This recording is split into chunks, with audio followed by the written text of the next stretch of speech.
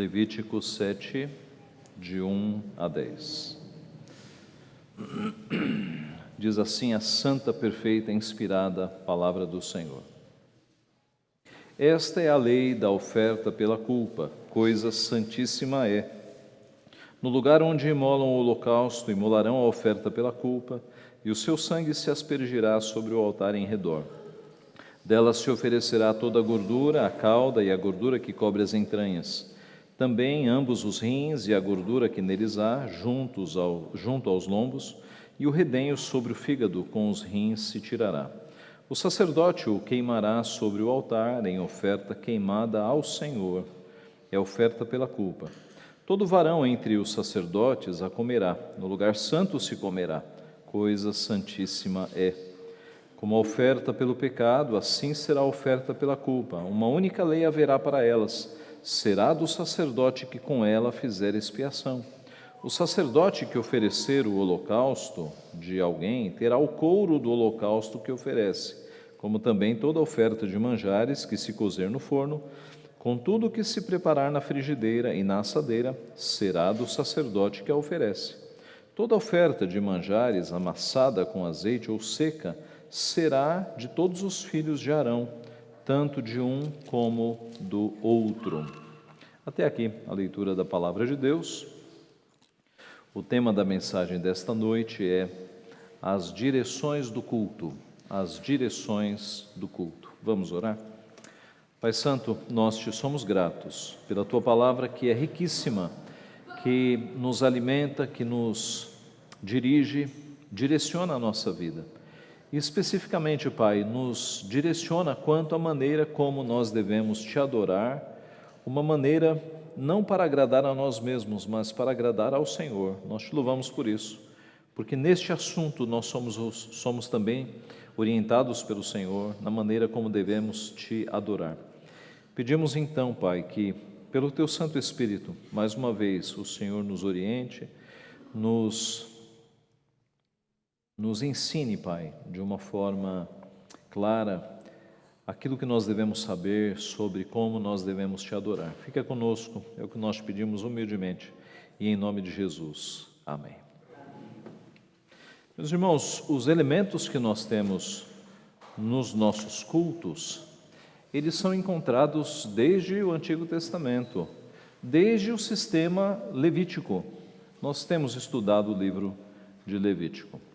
Confissão de pecados, adoração, gratidão, refeição pactual, tudo isso que nós fazemos nos nossos dias, nós já encontramos no Antigo Testamento. Tudo que nós lemos aqui em Levítico 7, de 1 a 10, já foi tratado em outras mensagens. Os irmãos já devem ter percebido isso. Por isso, nessa noite, eu gostaria de dar uma abordagem nesse texto de algo que nós não tratamos ainda. Eu gostaria de falar sobre as direções do culto. E quais são, então, as direções do culto? A primeira direção que nós temos num culto muito clara é a direção vertical. O culto acontece sempre para Deus. A direção é sempre vertical. Nós, como eu já disse, já vimos o que temos aqui neste texto. Do versículo 1 ao 5, nós temos claramente uma direção vertical. Em outras mensagens, nós já vimos que esta forma de adorar a Deus no Antigo Testamento, oferecendo os sacrifícios de sangue, foi estabelecida por Deus. Não foi uma invenção humana, Deus estabeleceu assim. Porque sem derramamento de sangue não há remissão de pecados. Então Deus estabeleceu que para que pecados fossem perdoados, os pecados tinham que como ser passados para uma vítima inocente, animais. Ele estabelece, não são todos os animais, geralmente são ovelhas, cabritos, bodes, novilhos, que são pequenos bois, gado maior, rolinhas ou pombinhas, que são pássaros. Deus estabelece quais são os animais que receberão os nossos pecados para morrerem em nosso lugar. Nós sabemos que animais não têm alma, Animais não têm espírito, por isso animais não pecam. E Deus estabeleceu que os nossos pecados, ali no Antigo Testamento, por meio da nossa mão na cabeça do animal e da mão do sacerdote sobre a nossa mão, eram os nossos pecados que simbolicamente iam para os animais e os animais morriam no nosso lugar. Tudo isso foi estabelecido por Deus. Tudo isso prefigurava não um animal, mas o próprio Filho de Deus, que é chamado Cordeiro Santo, que tira o pecado do mundo. Tudo isso prefigurava a morte de um homem carregando os nossos pecados.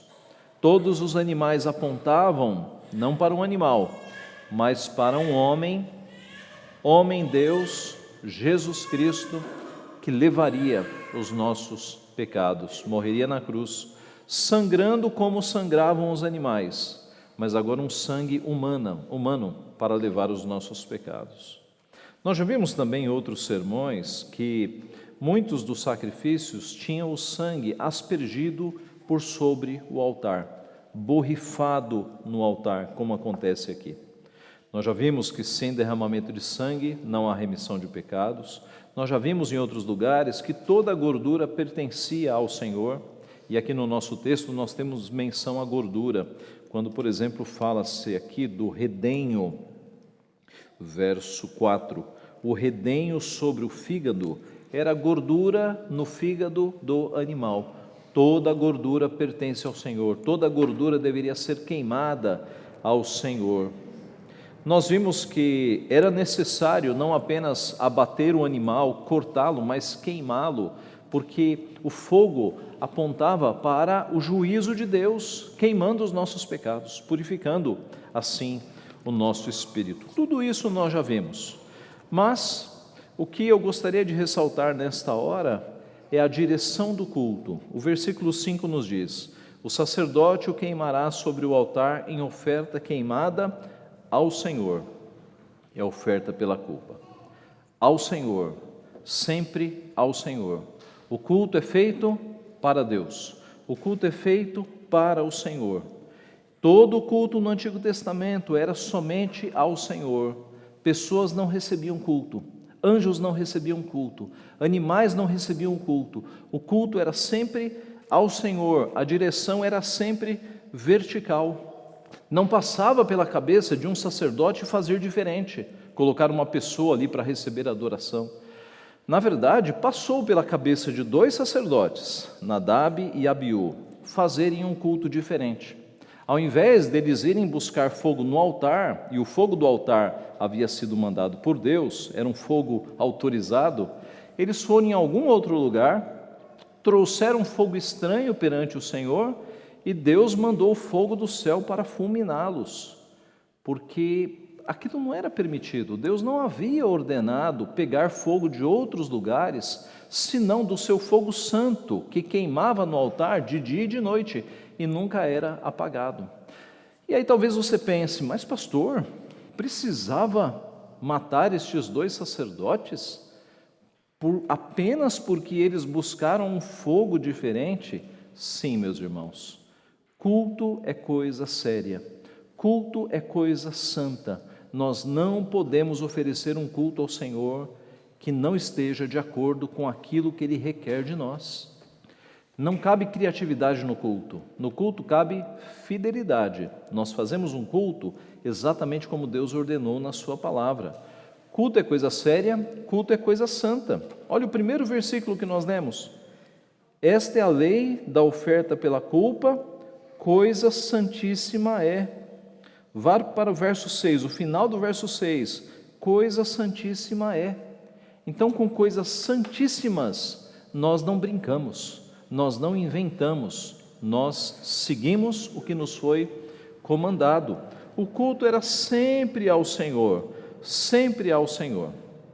Nós não podemos acrescentar coisas no culto que Deus nos ordenou. No Antigo Testamento, sempre que um culto era feito de forma errada, a punição do Senhor vinha sobre o seu povo. Todo culto deve apontar para Deus, adorar a Deus, glorificar a Deus.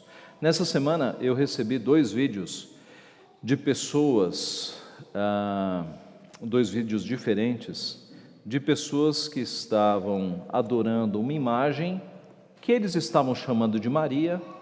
Você conhece o formato, né? Aquele triângulo, aquele véu triangular. Aquilo não é Maria, aquilo não é Maria. Era uma imagem que eles estavam chamando de Maria e era uma adoração pesada, pesada. Eles insistem em dizer que não adoram a Maria, que apenas veneram. Eles fazem uma diferença de termos entre latria e dulia. Latria sendo adoração e dulia ou hiperdulia sendo um grande respeito. E eles dizem que não adoram Maria, eles respeitam apenas Maria. Ora, certamente você respeita os teus pais ou respeitava os teus pais. E você não se ajoelhava e orava para os teus pais. Isso é adoração. Ajoelhar-se diante de uma imagem e orar para esta imagem não é respeito, é adoração. É adoração. E isso é quebra da palavra de Deus. Isso é abominável ao Senhor. Quando personagens do Antigo Testamento são adorados como se deuses fossem. Não são, não são.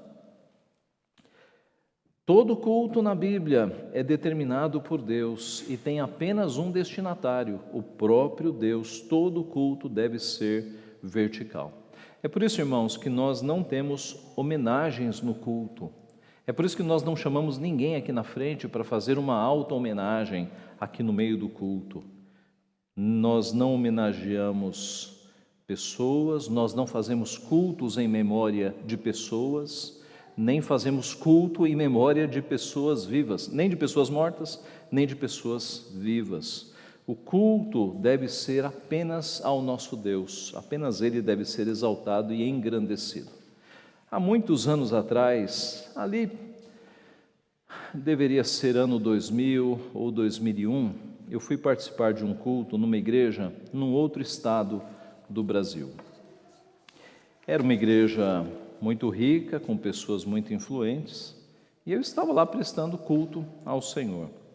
De repente, no meio do culto, o pastor interrompeu a adoração para dizer com uma voz bem imponente: meus irmãos, está conosco o excelentíssimo governador do estado. Eu vou nomear então uma comissão formada pela vereadora tal e pelo deputado tal, para que dirijam-se aonde está o excelentíssimo governador e façam um encaminhamento dele até o púlpito.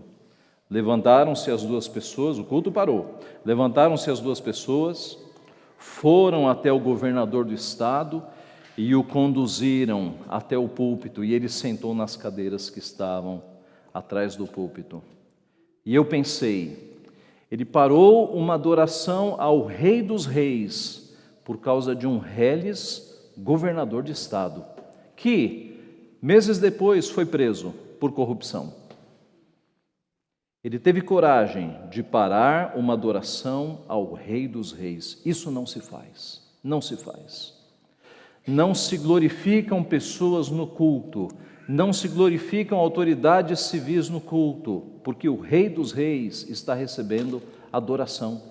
Meus irmãos, se entrar aqui o presidente da República e sentar nesses bancos, ele estará aqui assistindo um culto ao Rei dos Reis, a uma autoridade muito mais importante do que ele. No final do culto, terminado o culto, nós vamos fazer a menção de que o presidente da República está aqui. Mas enquanto o Rei dos Reis estiver sendo adorado, de jeito nenhum. Só o Rei dos Reis merece adoração, merece glorificação e exaltação no culto ao Senhor. O culto é para Deus, não é para homens de forma alguma. Ninguém pode ser exaltado no culto a não ser Jesus Cristo, o Rei dos Reis. Se alguém precisa ser homenageado, que seja depois do culto, mas no culto de forma nenhuma, de forma nenhuma. O povo de Deus, as igrejas evangélicas, têm pecado muito nisso, meus irmãos. Há uma exaltação humana nas igrejas evangélicas que é bastante pecaminosa. Muitas pessoas, muitos evangélicos procuram a igreja do pastor famoso. Muitas pessoas no meio evangélico procuram a igreja onde tem lá um jogador famoso que se converteu, ou um cantor famoso, um cantor de música gospel. Saiba, muita gente no meio evangélico não está procurando a igreja que tem a pregação bíblica fiel. Estão procurando os famosos, e isso é idolatria evangélica. E Deus deve nos livrar disso também. E tem muito pastor que já percebeu esse movimento e fica convidando famosos para o culto. E as igrejas enchem. Não enchem porque vão buscar a palavra, enchem porque vão ver o famoso que agora se converteu. E isso se chama idolatria. Idolatria. Meus irmãos, ninguém pode ser exaltado no culto além do nosso Senhor Jesus Cristo. O culto é sempre vertical. Tem também pessoas no mundo evangélico que vão para a igreja buscando ter algum espaço, buscando se apresentar. E se elas não se apresentarem, se elas não brilharem no culto, elas não ficam na igreja. Graças a Deus não é o caso da nossa igreja, não é? Nós não temos apresentações aqui, mas na maioria das igrejas há apresentações. E algumas pessoas só ficam na igreja se elas brilharem, se elas tiverem um momento de se apresentarem. Há muita apresentação no meio evangélico, meus irmãos. Isso dá chance para vaidades, isso dá chance para exaltação. E no culto, eu repito, só Cristo deve ser exaltado no culto. É preciso que essas estrelas se apaguem para que o sol da justiça, ou diante do sol da justiça, que é Jesus Cristo, não cabe brilho senão para o sol da justiça, que é o nosso Senhor Jesus Cristo. Então, muito cuidado para você não cair neste tipo de pecado de idolatria. No culto, só Jesus Cristo deve ser adorado e exaltado. Mas, pastor, e se eu quiser fazer um culto de gratidão pelos 15 anos da minha filha? E se eu quiser fazer um culto de gratidão pelos 25 anos do meu casamento? Ou fazer um culto de gratidão porque eu fiz aniversário? A isto nós chamamos de culto de ação de graças. Plenamente possível. Quando a igreja faz aniversário, por exemplo, nós fazemos um culto de ação de graças pelos 60 e tantos anos de organização da igreja. Mas note, não é um culto para exaltar a igreja, nem um culto para exaltar o aniversariante. É um culto para agradecer a Deus pelo aniversariante.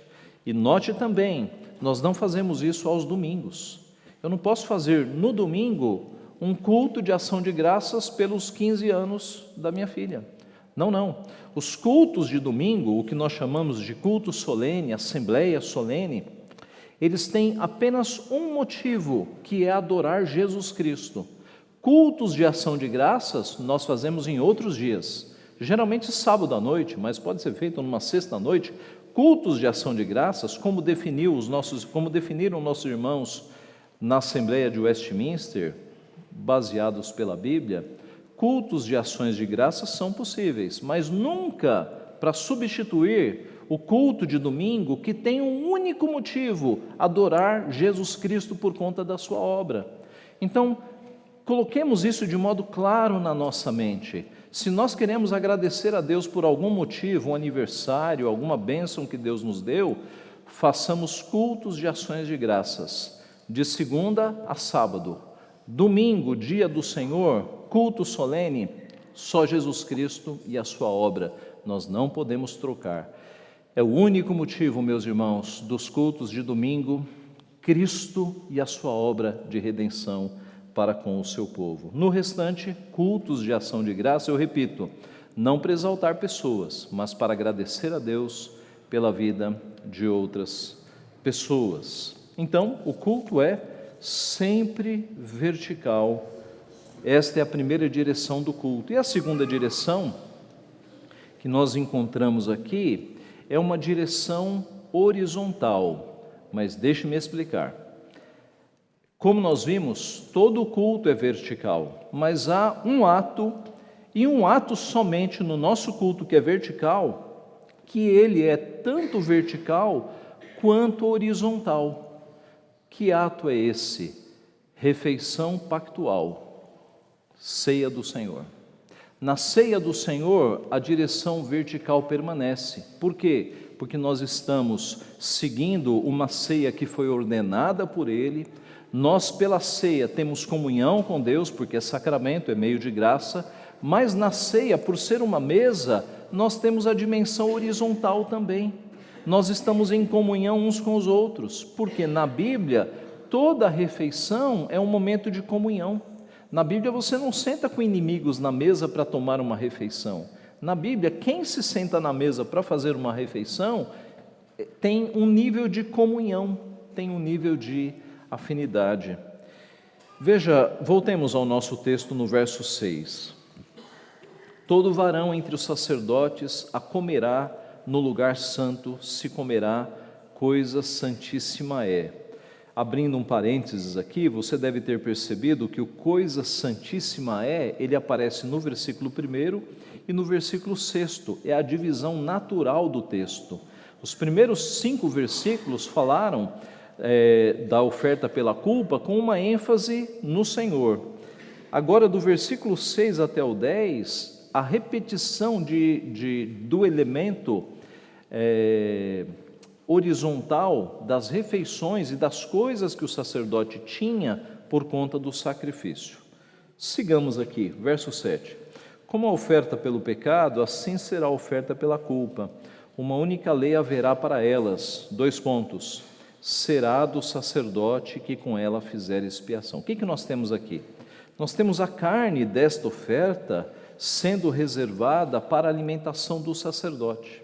O sacerdote tinha direito a essa carne que restava do sacrifício para a sua alimentação. Veja o verso 8. O sacerdote que oferecer o holocausto de alguém terá o couro do holocausto que oferece. Note, animais tinham couro, o couro não era queimado. O animal, ele era todo cortado, a primeira coisa que se tirava do animal era o couro. E aqueles que já viram isso acontecer, animais sendo tratados, sendo cortados, sabem que geralmente o couro é tirado de uma forma que ele fica inteiro, não é? Porque o couro de um animal tem valor. E esse couro de animal que tinha valor, ele era do sacerdote. Os sacerdotes não tinham salários, os sacerdotes trabalhavam com ofertas. Eles tinham alimentação, a alimentação vinha dos sacrifícios, e eles recebiam eventualmente alguma oferta, mas aqui o couro ficava para o sacerdote e ele poderia comercializar depois para obter aí um sustento para a sua família. Sigamos, verso 9. Como também toda a oferta de manjares que se cozer no forno, com tudo o que se preparar na frigideira e na assadeira, será do sacerdote que oferece. Todos os versículos estão dizendo, isso aqui é do sacerdote, isso aqui é do sacerdote, isso é do sacerdote. E de novo, esta comida, a oferta de grãos, era também do sacerdote. Verso 10. Toda a oferta de manjares amassada com azeite ou seca será de todos os filhos de Arão. Quem são os filhos de Arão? Os sacerdotes, tanto de um como de outro. Então, meus irmãos, o que nós temos aqui? Veja o verso 6. Todo varão entre os sacerdotes a comerá, no lugar santo se comerá, coisa santíssima é. O que nós temos aqui? Nós temos uma refeição pactual, não é uma refeição comum. Eles não podiam pegar essas carnes e a oferta de grãos e levar para casa para comer em casa. Eles deveriam comer ali, era uma refeição santa, santíssima coisa é. Uma refeição pactual. Essas refeições pactuais apontavam para o que nós temos na nova aliança, que é a ceia do Senhor. Já reparou que nós estamos num culto aqui, daqui a pouco nós vamos comer e beber no meio de um culto. É uma refeição pactual, é a mesa do Senhor, cujo antecedente já se encontra aqui no livro de Levítico. A nossa refeição pactual. Então, no nosso culto, a única coisa que é vertical e é horizontal por conta da comunhão de nós, a nossa comunhão ao redor da mesa, é a ceia do Senhor.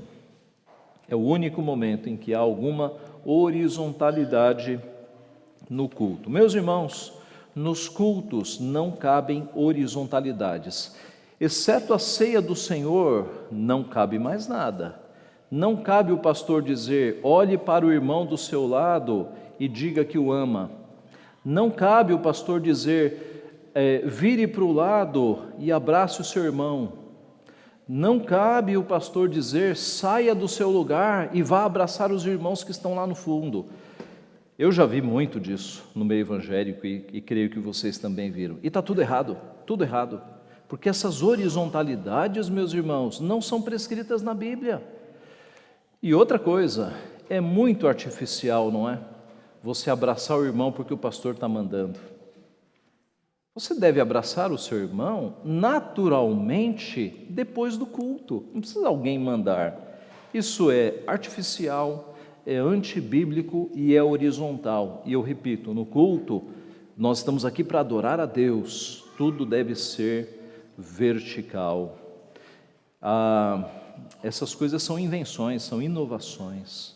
É por isso que no culto nós não damos avisos. Já reparou que os avisos ficam para depois do culto? Porque aviso não é ato de culto. Quando eu dou um aviso, eu não estou adorando ao Senhor. Os avisos são necessários, mas nunca dentro do culto, sempre antes ou depois. No culto, tudo o que nós fazemos é para exaltar, glorificar e adorar a Deus. Não cabem avisos, não cabem no culto saudações de visitantes. Os visitantes são muito bem-vindos, mas nós os saudamos depois do culto, porque dentro do culto o foco é Jesus Cristo, o foco é a palavra de Deus. Não cabem saudações de visitantes no meio do culto. É por isso que nós não cantamos o hino nacional dentro do culto. Algumas igrejas cantam. É por isso que nós não temos entradas de bandeiras dentro do culto. Já vi isso acontecer dentro do culto. Entrada da bandeira da cidade, do estado, do Brasil, canta o hino nacional, tudo dentro do culto. Isso não cabe no culto. Isso não é feito para adorar a Deus. Faz antes, faz depois ou não faz, mas dentro do culto isso não pode, de jeito nenhum. Isso são horizontalidades. Então, meus irmãos, eu repito, o único elemento que aponta para uma horizontalidade no culto é a mesa do Senhor, porque quando nós estamos na mesa, nós temos comunhão uns com os outros. O restante deve ficar fora do culto, antes ou depois, nunca dentro. Concluindo então, os elementos que nós temos nos nossos cultos já são encontrados desde o Antigo Testamento, desde o livro de Levítico, como nós temos aqui. Confissão de pecados, adoração, gratidão, refeições pactuais, tudo isso já tem o seu embrião ali no Antigo Testamento. Não só o embrião, né? já é feito claramente no Antigo Testamento. E no texto de hoje nós vimos que o culto tem sempre a direção vertical como seu padrão, tudo é para Deus, não cabem homenagens, não cabem exaltações de nada que não seja Jesus Cristo. Nós vimos também que há um elemento horizontal que é a ceia do Senhor. Que Deus então assim nos abençoe, meus irmãos. Deus não nos deixa sozinhos neste assunto, Ele nos mostra como Ele deve ser adorado. E é bom sempre nos lembrarmos do primeiro registro de culto que nós temos na Bíblia. Qual é? Abel e Caim. E qual é a grande lição do sacrifício oferecido por Abel e por Caim? A grande lição é que Deus se agrada ou não do nosso culto. O culto é para Ele, Ele tem o direito de se agradar ou não. Ele se agradou do culto de Abel, porque Abel fez de acordo com o previsto. Abel ofereceu um sacrifício de sangue, e é com sangue que se expia pecados. Caim não ofereceu um sacrifício de sangue. Então, por isso que Deus rejeitou o culto de Caim. E nos nossos dias, se nós não fizermos um culto de acordo com a palavra, o nosso culto não será aceito. Deus não aceita cultos falsos. Deus não aceita cultos cheios de coisas que Deus nunca pediu. Na Bíblia, Ele não só não aceitava, como punia aqueles que quebravam o princípio do culto. Nos nossos dias, Ele não manda fogo do céu para fulminar igrejas que estão fazendo cultos errados. Mas a ira do Senhor vai se acumulando para o último dia. Ninguém brinque com Deus, porque dura coisa é cair nas mãos do Deus vivo. Que Deus então assim nos abençoe, que nós, meus irmãos, não sejamos idólatras, que nós exaltemos, glorifiquemos e adoremos apenas o nosso Senhor Jesus Cristo. Que Ele assim nos abençoe. Amém.